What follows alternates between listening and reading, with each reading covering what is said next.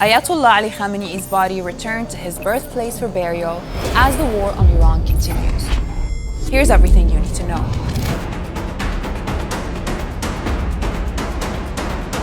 After a 7-day procession that crossed borders, Iran's former Supreme Leader Ali Khamenei's body was buried in Mashhad, his city of birth. His coffin and those of his family members, killed in the same US-Israeli attack back in February, were carried through the streets of the city, surrounded by thousands of mourners marching towards the Imam Reza Shrine, the burial site. Early on Thursday morning, his body was flown into the city after 2 days in Iraq, in the holy cities of Najaf and Karbala, and was carried through the Shia Islam's holiest shrines, including the mausoleum of Imam Ali and that of Imam Hussein. It is estimated that over 15 million people have attended the funeral since it began on July 3, marking it as one of the largest funerals in history. In comparison, the funeral of the late Iranian Supreme Leader Ali Khamenei in 1989 saw 10 million people gather in the streets across the 4-day procession.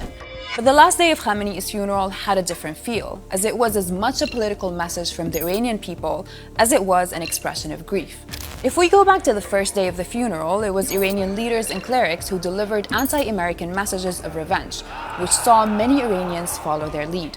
This time, Iranians themselves seemed to send that message of defiance, holding banners and chanting slogans such as "Death to America" and "Kill Trump." There was a show of unity, even more so than what we have seen over the past 7 days, including from Iranians online who are critical of the IRGC, saying that this is not just a funeral of a leader, but a protest against the illegal war that the US and Israel started against Iran, and one that the Americans seem to have continued. US Central Command confirmed the US has hit 170 targets across Iran over 2 days.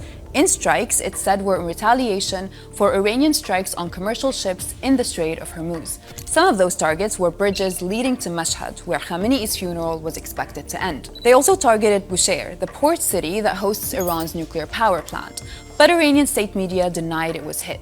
They did, however, report that these most recent US strikes have killed about 14 people and wounded dozens more.